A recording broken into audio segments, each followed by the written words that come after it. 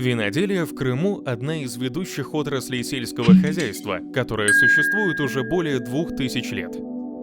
Принято все же считать, что виноградная лоза и вино пришли в Крым с греками и античной цивилизацией.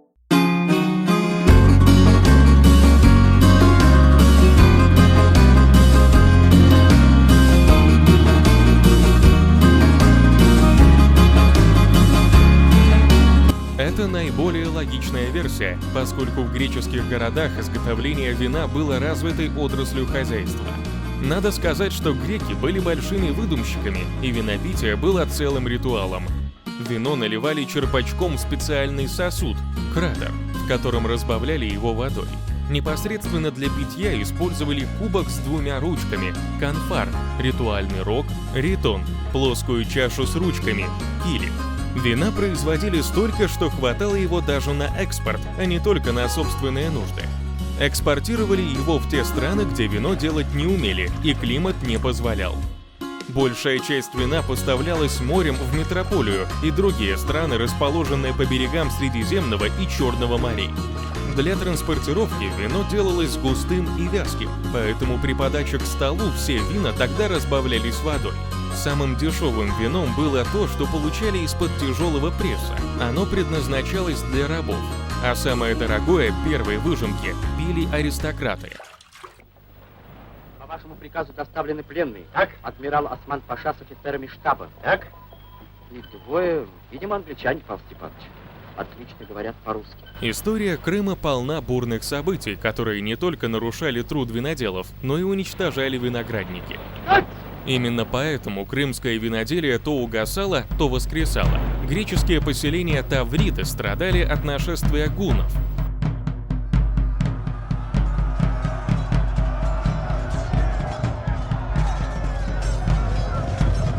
Набегов хазар,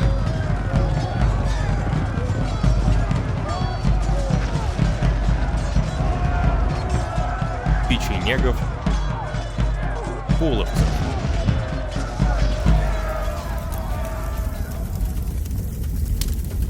С XI века виноградники стали приходить в упадок, виноделие угасало. В XV веке Крым был покорен турками. Генуэзское владычество пало, и крымское виноделие пришло в упадок и запустение.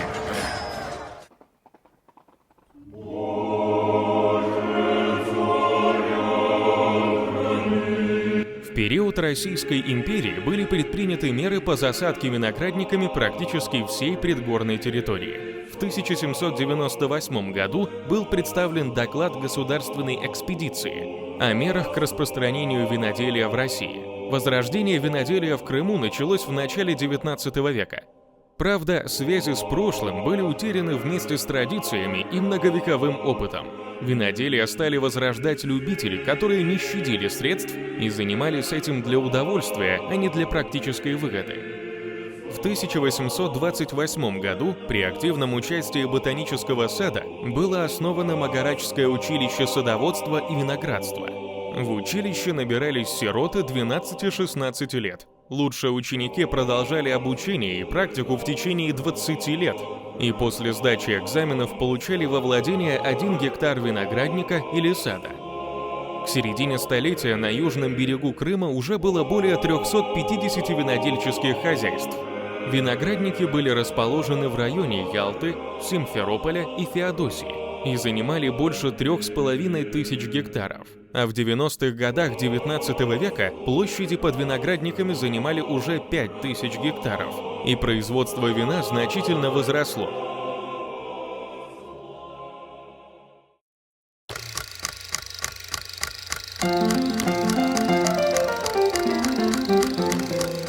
Целая эпоха крымского виноделия связана с именем Льва Сергеевича Голицына.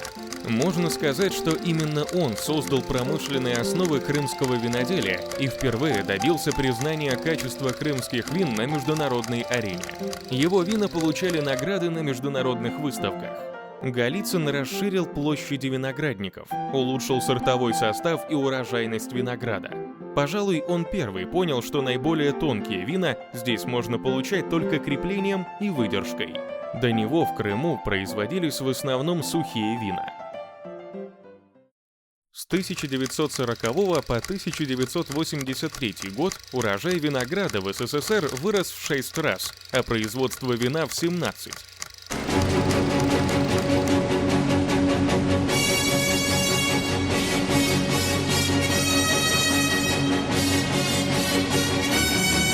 Но большая часть вина и виноградников были низкого качества, и лишь в Крыму продолжали делать хорошее вино.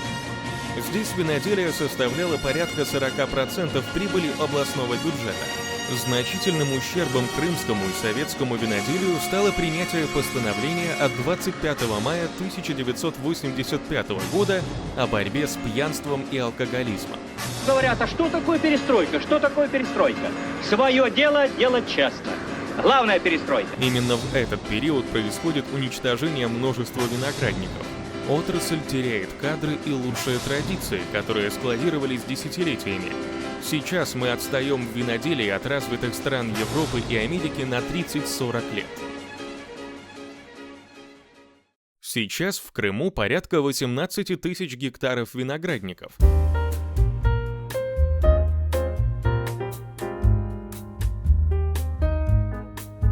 А до 1985 года было 115 тысяч гектар, а до этого было еще больше.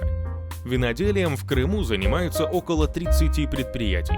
Сегодня отрасль успешно развивается, появились новые предприятия, непрерывно наращивается выпуск хорошо известных марок вин, восстанавливаются забытые рецепты, появляются новые высококачественные вина. Приехав в Крым, не забывайте о его давней винодельческой истории. Немного о винодельнях. Массандра. Винзавод Массандра – самое крупное предприятие на полуострове. Специализируется на изготовлении десертных и крепленных вин. Массандра – одно из крупнейших предприятий СНГ по выращиванию винограда и производству высококачественных марочных виноградных вин, табака, фруктов и другой сельскохозяйственной продукции. Винзавод Массандра – одно из самых старейших и уникальных винодельческих хозяйств в Ялте, которое построил князь Лев Голицын в 1898 году. На глубину до 50 метров уходили 7 тоннелей по 150 метров в длину каждый. Здесь в огромных дубовых бочках созревали вина. А для бутылочной выдержки под землей заложили 9 галерей с вырубленными в стенах и выложенными камнем нишами, где могли уместиться 1 миллион бутылок. Именно столько сегодня насчитывает коллекция винзавода, за что занесена в Книгу рекордов Гиннесса. Солнечная долина. Солнечная долина – одна из старейших российских виноделин полного производственного цикла, расположенная в Крыму. В 2018 году предприятию исполнилось 130 лет. Завод производит марочные, крепкие и десертные вина, включая «Черный доктор», «Солнечная долина», «Черный полковник». Завод считается старым винохозяйством Крыма с богатой историей. Археологические раскопки древнейших поселений свидетельствуют о том, что виноделие существовало здесь примерно с 7-6 веков до нашей эры. Древние греки и генуэзцы, жившие в разные периоды в этой местности, оставили нам богатое наследие – редкие аборигенные сорта винограда, многие из которых на сегодняшний день растут только в Солнечной долине. Общая площадь виноградников Солнечной долины составляет более 400 гектаров, на которых выращивается более 50 как автохтонных, так и европейских сортов винограда. Магарач. Винзавод выпускает марочные, десертные и крепкие вина. Белый мускат, бастардо магарачский, хересы, портвейны получают высокие награды на международных выставках. Сам винзавод находится в южной части Крыма. В уникальной коллекции вин Магарача более 22 тысяч бутылок, в том числе и 3 бутылки муската розового Магарача. Они заложены в винотеку в 1836 году и занесены в Книгу рекордов Гиннесса как самое старое русское вино. Мускатные вина готовили только в особо благоприятные годы. Для того, чтобы ягода накопила больше сахара, каждую кисть на лозе подкручивали специальными ножами, подобно тому, как это делали древние греки. Листья вокруг грозди убирались для лучшего доступа солнца, и ягоды слегка увяливались. Кроме того, много частных виноделин, но об этом во второй части, которая не заставит себя долго ждать.